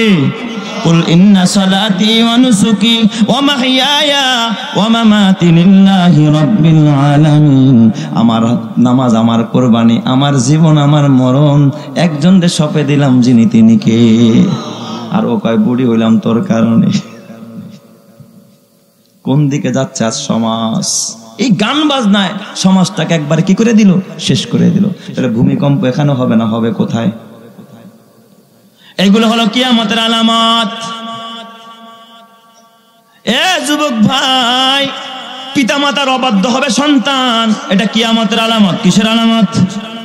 মা বাবারে শ্রদ্ধা করবে না, মা বাবার সেবা করবে না, মা বাবারে খুশি করবে না, বরং উল্টা মাদকের টাকা চাইছে মার কাছে, মায়ে দেয় না, এই জন্য মারে শাবল দিয়া কোপ মারছে। এই বুকের ভিতর দিয়া ঢুকছে, পিঠের পিছন দিয়া বের হয়ে গেছে। যেই জমিনের মধ্যে মা বাবার নাফরমানি হয়, ওই জমিনের মধ্যে ভূমিকম্প পাঠায় দেয় কে? এখন আছে না নাই? এখন সুদ আছে না নাই? সুদ জমিনের মধ্যে যখন সুদ বেড়ে যাবে বাবা, মিথ্যাচার বেড়ে যাবে, ওই জমিনের মধ্যে ভূমিকম্প ঘন ঘন পাঠায় দিবে কে? এখন তো মিথ্যারে মিথ্যাই মনে করেন, এটার পলিসি কয়, পলিসি টেকনিক। লোকটা খুব টেকনিক জানে রে, কি যে কথা কয়, এই প্যাঁচ তার প্যাঁচ কাটার মতো একটা লোক নেই এখানে। আসলে মিথ্যাবাদী, আসলে কি মিথ্যাবাদী। এ বুড়া বাবা, ও যুবক ভাই, খবরদার খবরদার। হযরত ইসরাফিল আলাইহিস সালাম প্রথমবার সিংহায় ফুৎকার দেওয়ার পর এমন ভয়াবহ কম্পন হবে, দুগ্ধবর্তী মা বাচ্চাকে ছিটকায় ফালায় দিবে, বাচ্চার খবর নেবে না। গর্ভবতী মা গর্ভ খালাস হয়ে যাবে, গর্ভ খালাস করে দিবে। এরপরে মানুষগুলোরে দেখলে মনে হবে এরা মাতাল হয়ে গেছে, এরা পাগল হয়ে গেছে। কিন্তু আল্লাহ পাক ডাক দিয়া কয়, ওমা হুম বিসুকারা, ওরা কিন্তু পাগল আর মাতাল না, ওয়ালাকিন্না আযাবাল্লাহি শাদীদ, কিন্তু আল্লাহর আযাব হবে ওই দিন বড় ভয়ঙ্কর, বড় ভয়াবহ। আল্লাহ তুমি ওই আযাব থেকে হেফাজত করো, জোরে কানা আমিন। এরপর আমার আল্লাহ ইসরাফিলের দ্বিতীয়বার বলবে, ইসরাফিল এবার দ্বিতীয় ফুৎকার দে। দ্বিতীয় ফুৎকারে সব ধ্বংস হয়ে যাবে। সব কি হয়ে যাবে? ধ্বংস হয়ে যাবে, সব মরে যাবে। আল্লাহ পাক রব্বুল আলামিন দ্বিতীয় ফুৎকারে সব ধ্বংস করে দিবে, কিছু বাকি থাকবে না, সব মরে যাবে। মানুষ মরে যাবে, ফেরেশতা মরে যাবে, জিন মরে যাবে, আসমান ভেঙে পড়বে, তারকা খসে পড়বে, সব পানি হয়ে যাবে। এবার আমার আল্লাহ আজরাইলকে ডাক দিয়া বলবে, আজরাইল মাইয়াবকা ফিল আরদ, এই জমিনে আর কে বাকি আছে? হযরত আজরাইল বলবে, আল্লাহ আমি আজরাইল আর জিবরাইল আর মিকাইল আর ইসরাফিল, চারজন ছাড়া আর কেউ বাকি নাই, সব মইরা শেষ। সব মইরা কি শেষ? ইসরাফিলের দ্বিতীয় ফুৎকারে সব মইরা শেষ। আল্লাহ পাক বলবে, যাও জিবরাইলের জান কবজ করো। হযরত আজরাইল আলাইহিস সালাম জিবরাইলের জান কবজ করো। আল্লাহ বলবে, মিকাইলেরটা কবজ করো, ইসরাফিলেরটা কবজ করো, সব কবজ হয়ে যাবে। আল্লাহ বলবে, ওমাইয়াবকা ফিল আরদি, এবার কে বাকি আছে জমিনে? কয় আমি আজরাইল, আর তুমি আল্লাহ ছাড়া কেউ নাই। আল্লাহ পাক ডাক দিয়া বলবে, আজরাইল, এ আজরাইল, এবার তোর জানটা তুই কবজ কর। আজরাইল ডাক দিয়া বলবে, আল্লাহ ও মালিক, আমার জানো কি আমার কবজ করতে হবে নাকি? কয় হ্যাঁ। আল্লাহ গো, আমি যদি জানতাম আমার জান আমার কবজ করতে হবে, আমি তো সব মাখলুকের জান কবজ করেছি। মৃত্যুর যন্ত্রণা যে কত কঠিন রে আল্লাহ, এটা যদি আগে জানতাম তাহলে দায়িত্বটা আমি পাল্টায় নিতাম। আমার জান কবজের দায়িত্বটা আমি আরেক ফেরেশতারা দিয়ে আমি আরেকটা দায়িত্ব নিতাম। এত কঠিন দায়িত্ব আমি আজরাইল কোনোদিন নিতাম না। জোরে কোন সুবহানাল্লাহ। আল্লাহ ডাক দেখা, কুল্লু নাফসিন যায়িকাতুল মাউত, এ আজরাইল সবার মরতে হবে। আজরাইল তুই মরে যা, মুত ইয়া মালাকাল মাউত। এই ধমক দেওয়ার সাথে সাথে আজরাইলের জান কবজ হয়ে যাবে। আজরাইলটা এত জোরে চিৎকার মারবে, এত জোরে চিৎকার মারবে। হাদিসের মধ্যে আসছে, আল্লাহর নবী বলেন আজরাইলের চিৎকার এত বিকট হবে, কয় ইসরাফিলের সিংহার ফুৎকারে আর কতটুকু আওয়াজ হয়েছে তার থেকে কোটি গুণ বেশি আওয়াজ হবে এই হযরতে আজরাইলের চিৎকারে। যদি কন্যা আল্লাহু আকবার। আজরাইল মরে যাবে। এবার আমার আল্লাহ ডাক দিয়া বলবে লিমানিল মুলকুল ইয়াউম, এবার আর আসমান আর জমিনের ভিতর আর কেউ নাই, আছেন একজন, যিনি তিনি কে? আল্লাহ বলবে লিমানিল মুলকুল ইয়াউম, আল্লাহ ডাক দিবে এ দুনিয়া কোথায় তোর সে অত্যাচারী রাজা বাদশারা, কোথায় সে জালেমেরা, কোথায় বিনিয়ামিন নেতানিয়াহুর গোষ্ঠীরা, কোথায় সেই আমেরিকার প্রেসিডেন্টরা, কোথায় ভারতের দাদা বাবুরা, আয় আয় আয় আয় আমার সামনে এসে দাঁড়া। কেউ কোনো কথা হবে না, পিনপতন স্তব্ধতা বিরাজ করবে। আল্লাহ পাক ডাক দিয়া বলবে লিমানিল মুলকুল ইয়াউম, আজকের এই আধিপত্য, আজকের এই রাজত্ব কার? তখন আওয়াজ হবে লিল্লাহিল ওয়াহিদিল কাহ্হার, ওই দিনের একক আধিপত্যের রাজত্ব হবে একজনের, তিনি কে? আরো জোরে বলেন না, তিনি কে? আল্লাহ। এরপর আমার আল্লাহ পাক ডাক দিবে এই ইসরাফিল, ইসরাফিলের সিংহায় ফুক তার একটা বাকি আছে, মাত্র দিছে কয়টা? দুইটা। একটাই কম্পন হয়েছে, আরেকটাই মারা গেছে, সব মরে গেছে। এবার ইসরাফিলরে আল্লাহ জিন্দা করবে, ইসরাফিলরে আল্লাহ জিন্দা করবে। ডাক দিয়া বলবে ইসরাফিল তোর তো আরেকটা ডিউটি আছে। কি ডিউটি? কয় তোর তো ফু একটা বাকি আছে, যেই ফুৎকারে মুর্দার গুলো কবর থেকে উঠা আরম্ভ করবে। সুবহানাল্লাহ। ইসরাফিল আলাইহিস সালাম এরপরে তৃতীয় আরেকটা সিংহায় ফুৎকার দিবে, তখন সমস্ত মুর্দার কবর ফাইটা ফাইটা জমিন থেকে উঠা আরম্ভ করবে। সুবহানাল্লাহ। আল্লাহর নবী হাদিসে বলেন আউয়ালু মাইয়ুনশাকু আনহুল কবরু ইয়াউমাল কিয়ামাহ, ইসরাফিলের তৃতীয় সিংহার ফুৎকারে সর্বপ্রথম আমি মুহাম্মদুর রাসূলুল্লাহর কবরটা সবার আগে ফেটে যাবে। আমি মুহাম্মদুর রাসূলুল্লাহ সবার আগে কবর থেকে উঠে দাঁড়াবো। আমার পিছনে পিছনে সমস্ত পয়গম্বররা উঠবে এবং সমস্ত নবীদের উম্মতেরাও উঠবে। জোরে কোন সুবহানাল্লাহ। উম্মতরা কবর থেকে উঠে দাঁড়াবে। সবাই যখন কবর থেকে উঠে দাঁড়াবে, এবার আমার আল্লাহ আবার ইসরাফিলরে মরণ দিয়া দিবে। ইসরাফিল মরে যাবে।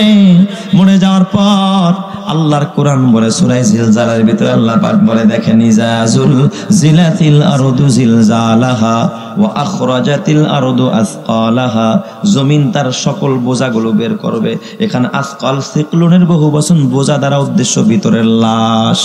জমিনের ভিতরে যত লাশ আছে এই বোঝাগুলো জমিন বের করে দিবে। তার মানে মরা মানুষগুলো জিন্দা হয়ে জমিন থেকে বের হয়ে যাবে। জোরে কোন সুবহানাল্লাহ। মিনহা খালাকনাকুম ওয়া ফিহা নুঈদুকুম ওয়া মিনহা নুখরিজুকুম তারাতান উখরা। এই মাটির থেকে আসছো, মাটিতেই যাইবা, আবার মাটির থেকেই উঠতে হবে। উঠাবেন যিনি তিনি কে? সব মুর্দাগুলো বের করে দিবে, জমিন ভিতরে কিচ্ছু রাখবে না। ওয়া আখরাজাতিল আরদু আসকালাহা, মুর্দাগুলো তৃতীয় ফুৎকারে কবর থেকে উঠবে। উঠা তখন মুর্দাগুলো প্রশ্ন করা আরম্ভ করবে। ওয়াকালাল ইনসানু মা লাহা, আল্লাহ গো এই জমিনের কি হলো? জমিন কেন কাঁপতেছে? জমিনের এই হালাত কেন? জমিন কেন তার ভিতরের সব সম্পদ বের করে দিতেছে? ওয়া আখরাজাতিল আরদু আসকালাহা, স্বর্ণের পাহাড় বের করে দিবে, ভিতরের ধনভাণ্ডার সব বের করে দিবে, মণি মুক্তা জহরাত গুলো সব জমিনের উপরে বমি করে দিবে জমিন। এবার মানুষগুলো বলবে ওয়াকালাতিল ইনসানু মা লাহা, আল্লাহ এই জমিনের কি হলো? জমিন কেন সবগুলো বের করে দিল? তাফসীরের কিতাবের মধ্যে লেখে জমিন সব বের করবে কেন? কয় তখন মানুষেরা এই সম্পদের উপর দিয়া পাড়াবে, স্বর্ণের উপর দিয়া পাড়াবে, মনির মনিত্তার উপর দিয়া পাড়াইতে থাকবার। বলবে আল্লাহ গো এই সম্পদের জন্য ভাইরে খুন করছিলাম, এই সম্পদের জন্য, এই চেয়ারের জন্য ওরে মারছিলাম, ওরটা জুলুম করছিলাম, ওরটা মাইরা খাইছিলাম, আল্লাহ ওরে ঠকাইছিলাম, আল্লাহ গো ওর বিরুদ্ধে ষড়যন্ত্র করছিলাম, আল্লাহ হালাল হারাম বাসি না এত কিছু করছিলাম। আজকে দেখি সম্পদ পায়ের নিচে পড়ে আছে, কোনো কাজে আসে না। কথা ঠিক কিনা? সব আল্লাহ পায়ের নিচে বিছায়া দিবে। ওয়া আখরাজাতিল আরদু আসকালাহা ওয়া ক্বালাল ইনসানু মা লাহা, মানুষ বলবে জমিনের কি হলো? ইয়াউমা ইদিন ইয়াসদুরুন নাসু আশতাতা, এরপর মানুষগুলো বিভিন্ন সারিবদ্ধভাবে দাঁড়াইতে থাকবে। মানুষগুলো সারিবদ্ধ হয়ে দাঁড়াবে, দলে দলে দাঁড়াবে। কেন দলে দলে দাঁড়াবে? লিউরাও আমালাহুম, তাদের আমলগুলো দেখার জন্য। আপনাদের কষ্ট হইতেছে নাকি? আমি কি পুরা তাফসীরটা করব সূরার? অল্প একটু সময় দিবেন না ইনশাআল্লাহ? আল্লাহ তুমি কবুল করো, জোরে কানা আমিন। সবাই দলবদ্ধভাবে দাঁড়াবে, একসাথে দাঁড়াবে না। লাইন ধরে ধরে দাঁড়াবে, কেউ ডাইন পাশে দাঁড়াবে, কেউ বাম পাশে দাঁড়াবে। হাসরের ময়দানে মানুষের লাইন হবে তিনটা। মানুষ কয় ভাবে দাঁড়াবে? তিন ভাগে। কয় ভাগে? জোরে কন। তিন ভাগে দাঁড়াবে মানুষগুলো। কিয়ামতের ময়দানে মানুষ কয় ভাগে দাঁড়াবে? তিন ভাগে। এটা আমার বানানো কথা না, আল্লাহর কোরআন বলে ওয়া কুনতুম আজওয়াজান সালাসা, মানুষগুলো তিন দলে বিভক্ত হবে। হাসরের ময়দানে কবর থেকে উঠলেন, উঠার পরে মানুষগুলো কয় দলে বিভক্ত হবে? তিন দলে বিভক্ত হবে। একদল আল্লাহর আরশের ডাইন পাশে গিয়া দাঁড়াবে। কোন পাশে? ডান পাশে। যাদেরকে আল্লাহ আদম আলাইহিস সালাতু ওয়াস সালামের ডান পাজর থেকে আল্লাহ বানাইছে। কোন পাজর থেকে? ডান পাজর থেকে বানাইছে। এদেরকে আল্লাহ আরশের ডাইন পাশে নিয়ে দাঁড় করায়া দিবে। আরেক দল দাঁড়াবে বাম পাশে। আরেক দল দাঁড়াবে কোন পাশে? বাম পাশে। যাদেরকে আল্লাহ আদম নবীর বাম পাজরের হাড় থেকে তৈরি করছে, না বাম পাশে দাঁড়াবে। আরেক দল দাঁড়াবে খোদার সামনে। আল্লাহর কোরআন বলে ওয়া কুনতুম আজওয়াজান সালাসা, তিন দলে বিভক্ত হবে। আসহাবুল মাইমানাতি মা আসহাবুল মাইমানা, ডান দিকের মানুষ ডান দিকে থাকবে, তারা কতই না বরকতপূর্ণ। জোরে কোন সুবহানাল্লাহ। ওয়া আসহাবুল মাশআমাতি মা আসহাবুল মাশআমা, বাম পাশের মানুষগুলো বাম পাশে দাঁড়াবে, তারা কতই না নিকৃষ্ট মানুষ। তাহলে একদল ডান পাশে আরশের, আরেক দল আরশের বাম পাশ। আল্লাহ হাসরের ময়দানটা কেমনে কায়েম করবে খেয়াল করেন। والسابقون السابقون أولئك المقربون, আরেক দল দাঁড়াবে সামনে, আল্লাহর সামনে দাঁড়াবে। সুবহানাল্লাহ কোন সবাই।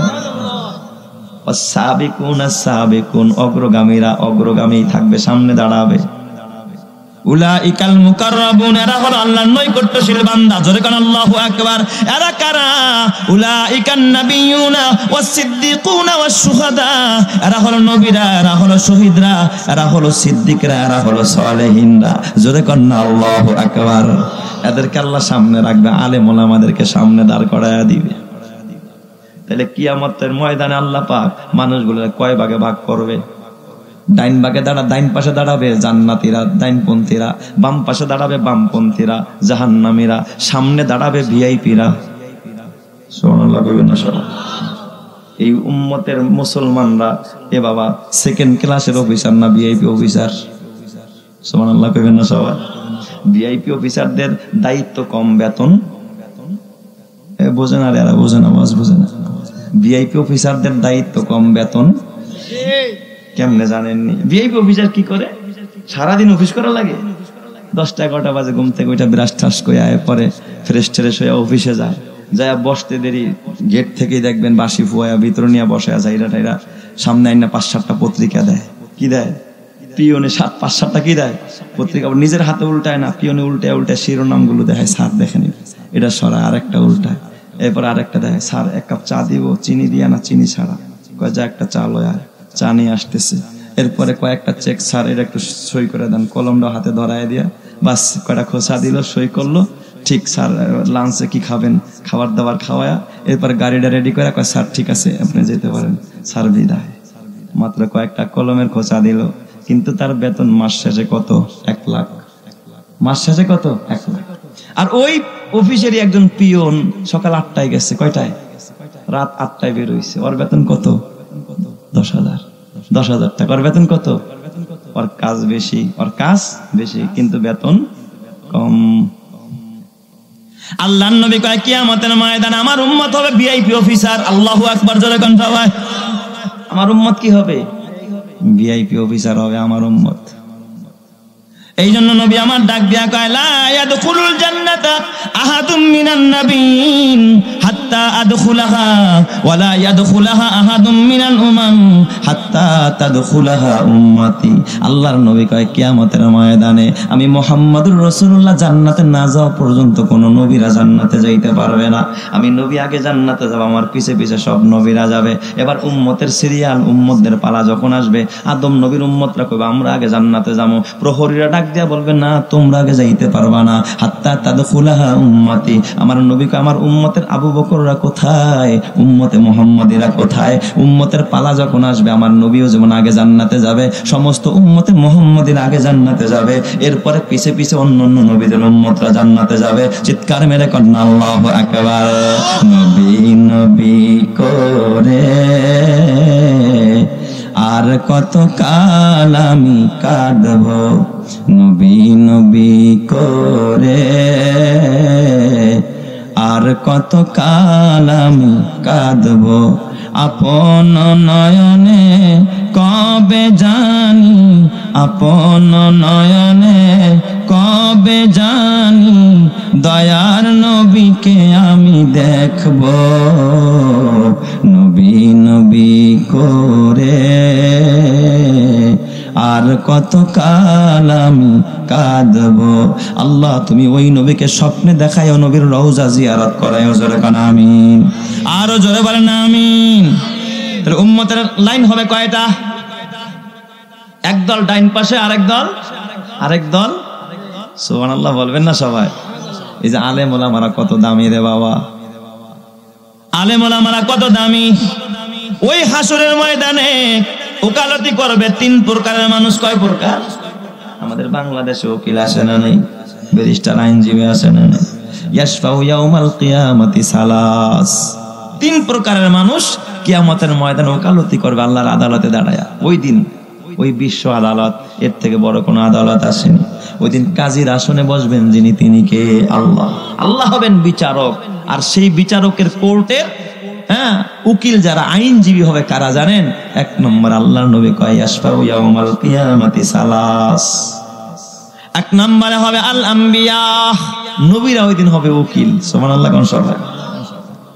সুম্মাল উলামা, দুই নম্বরে আলেমরা।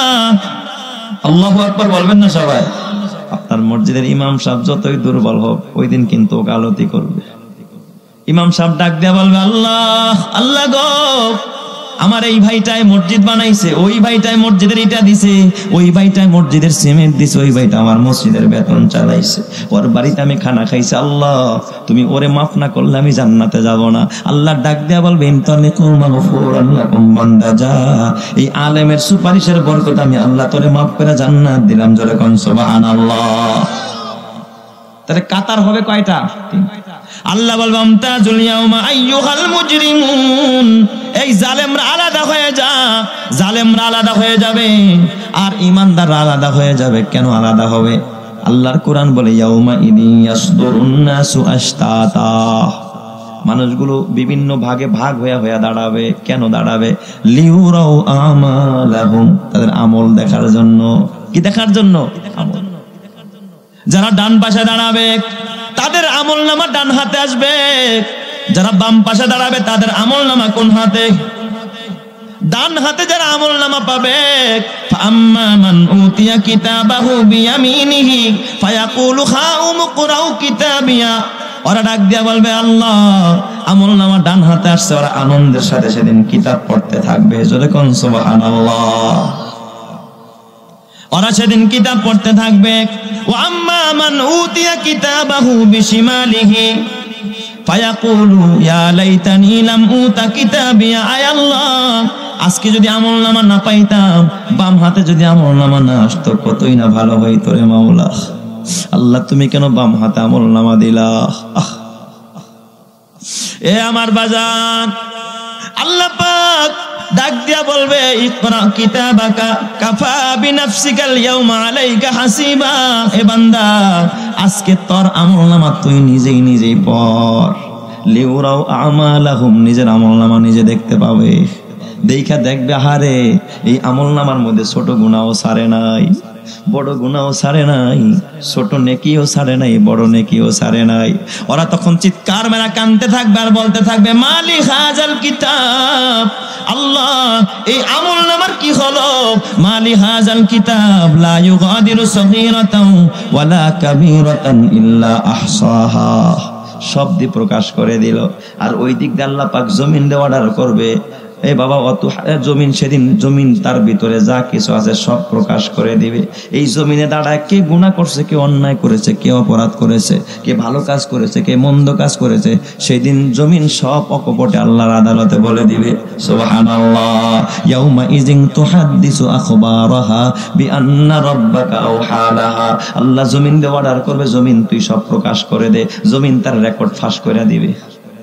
দেখেন এখন 2 মিনিটের রেকর্ড ফাঁস করলে সব উলট পালট হয়ে যাচ্ছে না নাই? ওই দিন জমিন তার সব রেকর্ড কি করে দিবে? ফাঁস করে দিবে। এটা বানানো কোনো গল্প না, নাটকের কোনো কাহিনী না বাবা। কোরআন থেকে বলতেছে, সূরা জিলজালের মধ্যে আল্লাহ কয় ইয়াউমা ইযিন তুহাদ্দিসু আখবারাহা। জমিন দাঁড়ায় বলবে আল্লাহ গো, এই আমার উপরে দাঁড়ায়া এই জালেম এই গুনাহ করছে। আল্লাহ আমার উপরে দাঁড়ায়া এই মানুষটা আজান দিত। আল্লাহ গো, আমি জমিনের উপরে এই মানুষটা ভালো কাম করতো, আল্লাহ এর মাফ করে দাও। জমিন সেদিন সাক্ষী দিয়া দিবে। সব অকপটে জমিন তার রেকর্ড, কল রেকর্ড ফাঁস করে দিবে, ভিডিও রেকর্ড ফাঁস করে দিবে। আল্লাহ পাক দেখায়া দেখায়া ওই মানুষটার আমলনামা তারে দেখায়া দেখায়া তারে পড়তে বলবে। বলেন তো এই ক্ষমতা আমার আল্লাহর আছে না নাই? আরো জোরে কান আছে না নাই? সব পারে আল্লাহ, দুনিয়ার গোয়েন্দারা সব পারে, আমার আল্লাহ বুঝি পারে না? আল্লাহর কি ক্ষমতা আছে না নাই? ফামান ইয়ামাল মিসকালা দাররাতিন খায়রান ইয়ারা। আল্লাহ বলে ওই দিন যদি কেউ ছোট্ট একটা নেক আমল করে, জীবনে তেমন আমল করতে পারে নাই। বুখারীতে ঘটনা আছে, এক মহিলা জনম জনম খালি গুনাহ করছে, জনম জনম গুনাহ করছে, ভালো তেমন কাজ করে নাই। কিন্তু ইমানদার কি? ইমানদার তেমন নেকের কাজ করে নাই, তাহাজ্জুদ পড়ে নাই, ভালো কাজ করে নাই। কিন্তু একদিন রাস্তা দিয়া যায় এই মহিলা, এ বাবা চরিত্র ভালো না, ইমানদার মহিলা, কিন্তু রাস্তা দিয়া যাওয়ার পথে দেখে রাস্তা একটা কুকুর পানিতে পানির পিপাসায় মারা যায়। উনি করছে কি, পায়ের মোজাটা খুইলা রশি দিয়া বাইন্দা পানিতে ছাইরা একটু পানি ভিজাইয়া, কুয়া তো অনেক নিচে গভীর, ওই পানিটা একটু কুকুরটা, মুমূর্ষ কুকুরটার মুখের মধ্যে একটু পানি পান করাইয়া দিচ্ছে। সুবহানাল্লাহ বলবেন না সবাই? ইমামে বুখারীর হাদিস, এটা সহিহ হাদিস। এই কুকুরে পানি পান করার কারণে এই মহিলা জান্নাতে যাবে। জোরে কান আল্লাহু আকবার। এ মুসলমান, একটা কুকুরকে যদি একজন নর্তকী মহিলা পানি পান করানোর কারণে জান্নাতে যায়, এই জমিনে যারা আলেমরে পান করায়, এই জমিনে যারা ইমানদাররে পান করায়, এই জমিনে যারা মাদ্রাসার খেদমত করে, উলামায়ে কেরামের খেদমত করে, এই উসিলায় তাদেরকে জান্নাত দিবেন যিনি, তিনি কে? এ বাবা, কিয়ামতের ময়দানে এই যে যেমন মঞ্চ কায়েম করে আমার ভাই বসে আছে, ওই যে আলেম ওলামারা বসে আছে, এই যে আলেম ওলামারা, এই আলেম তখন আল্লাহর ডাক দেখো, আল্লাহ তোমার জাতের কসম, তোমার ইজ্জতের কসম রে মাওলা, আয় আল্লাহ এই সন্টু ভাইদের মসজিদের আমি ইমাম ছিলাম। আল্লাহ গো, একদিন আমার ঘরে খাবার ছিল না, সন্টু ভাই নিজে রাতের বেলায় কষ্ট করে বাটিতে করে আয়না খানা আমারে খাওয়াইছে। আল্লাহ আজকে তুমি তারে কই নিয়ে যাও। তখন সন্টু বলবে, হ্যাঁ হুজুর সত্যিই তো কইছেন, আরেকদিন আপনার এই যে একটা মেসওয়াক কিনা দিয়েছিলাম। তখন এই আলেম ডাক দেখ, আল্লাহ তুমি যদি তারে জাহান্নামে দাও, আমি আলেম জান্নাতে যাব না। আল্লাহ আমার ভাইটারে মাফ করে দাও। আল্লাহ পাক ডাক দেয়া কয়, বন্ধুরে এ কোরআনের আলেম, আজকে আমি তোর সুপারিশ গ্রহণ করলাম, তোর উসিলায় আমি এই বান্দাটারে মাফ করলাম। ইনতালিকু মাগফুরান লাকুম, বান্দা যা, তোর উসিলায় তারে মাফ করলাম, তুই সোজা জান্নাতে যা, আর এই মানুষটারে খোদার জান্নাতে নিয়ে যা। চিৎকার মেরে করেন আল্লাহু আকবার। তাহলে আলেমদের সাথে সম্পর্ক রাখলে লাভ না লস। আর যারা আলেমদের কলার ধরতে যাও, গালি দিতে যাও, তাদের জন্য তো জাহান্নাম ছাড়া কোনো গতি থাকবে, ঠিক না বেঠিক? জোরে কান আল্লাহ তুমি বুঝার তৌফিক দান করো, জোরে কান আমিন। ওই যুবকের জীবন কত ধন্য, ওই নেতার জীবন ধন্য, যেই নেতাই মাহফিল কায়েম করলো, যেই যুবক মাহফিলের মঞ্চে এসে বসলো, আলেমদেরকে মহব্বত করলো, আলেমদেরকে কলিজার মানুষ মনে করলো। এ বাবা, দুনিয়ার সব ধ্বংস হয়ে যাবে, কেউ থাকবে না, আমিও থাকবো না, তুমিও থাকবা না, আখিরাত হবে চিরস্থায়ী রে বাবা। ওই জগতে যদি একবার মুক্তি পেয়ে যাও, সুখের কোনো শেষ নাই। কথা ঠিক না বেঠিক? জোরে কান। এ যুবক, তোমার হাতে পায়ে ধরে বলি রে বাবা, লিউরাউ আমালাহুম ফামান ইয়ামাল মিসকালা দাররাতিন খায়রান ইয়ারা। ভালো কাজ করলে তাও দেখতে পাবে, ওয়া মান ইয়ামাল মিসকালা দাররাতিন শাররান ইয়ারা। কেউ যদি অনুপরিমাণ একটা খারাপ কাজ করে, যেমন এই যে মাদার তেরেসা, একটা উদাহরণ দেই, মাদার তেরেসা, পৃথিবীতে এমন কোনো ভালো কাজ নাই মাদার তেরেসা করে নাই। মমতাময়ী তাকে বলা হয় মাদার তেরেসাকে।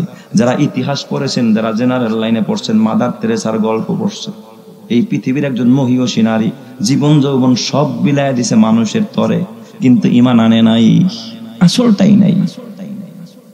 মাদার তেরেসা জান্নাতি না জাহান্নামী? জাহান্নামে চলে গেছে। যুবক ভাই, আরেকটা উদাহরণ দেয়া যায়।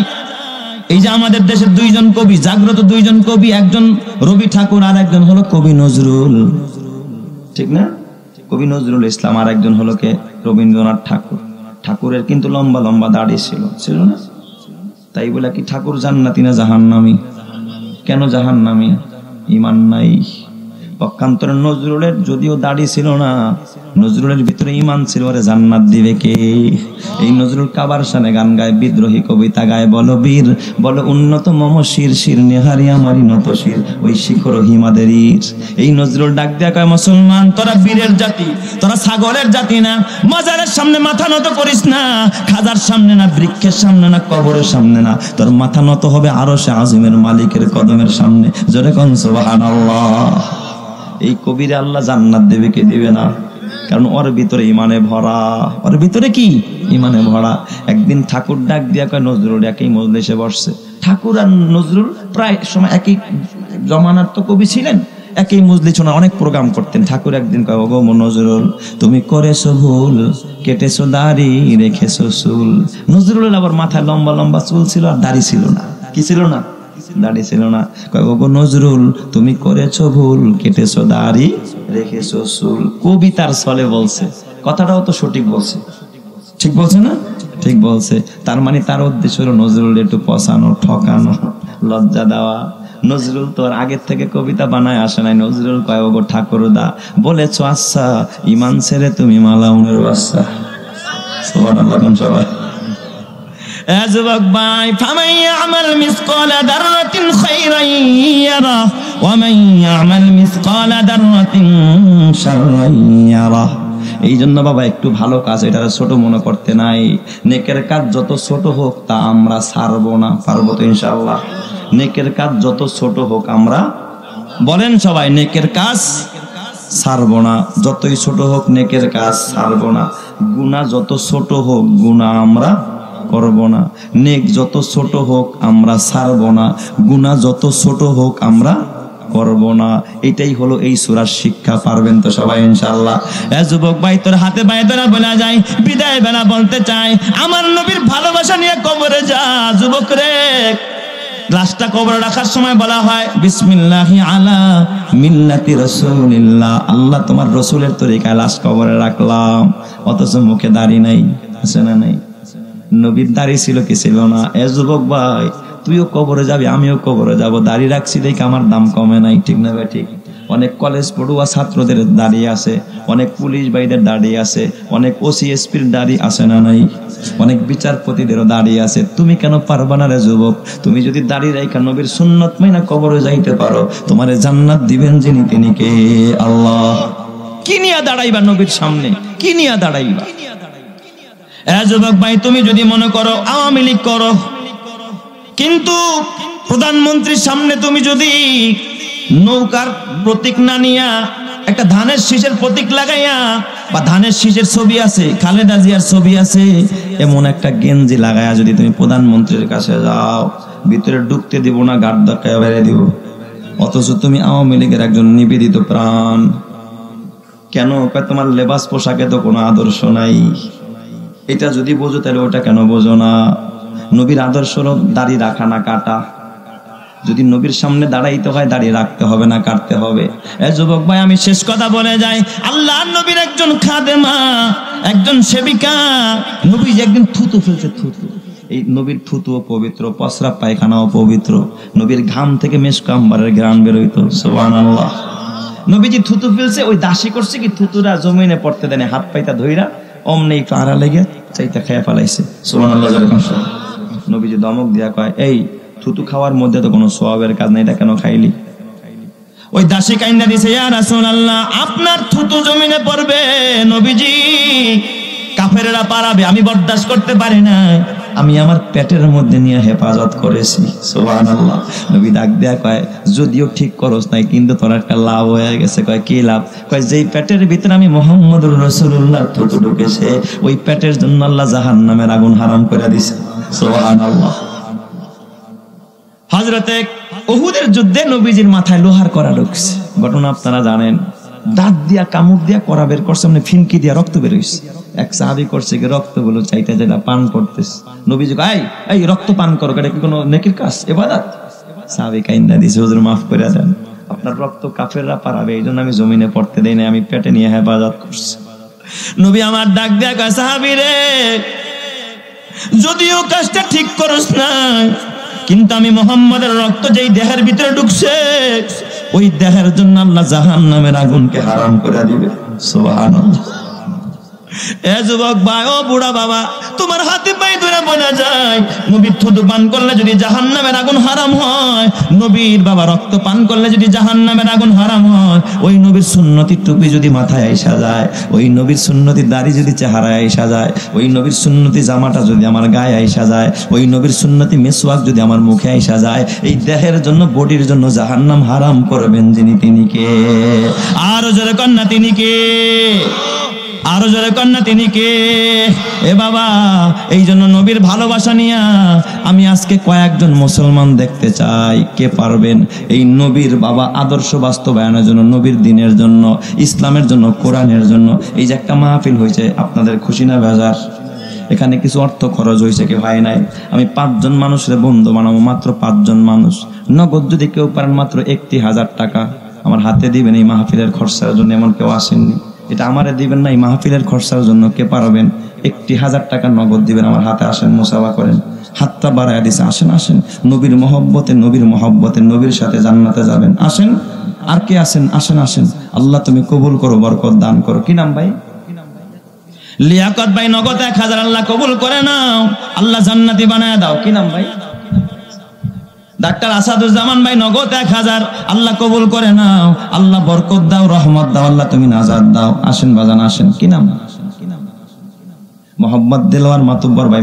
মাহফিলের জন্য নগদ 1000 আল্লাহ কবুল করো। 3 জন হয়েছে, আর 2 জন লাগে।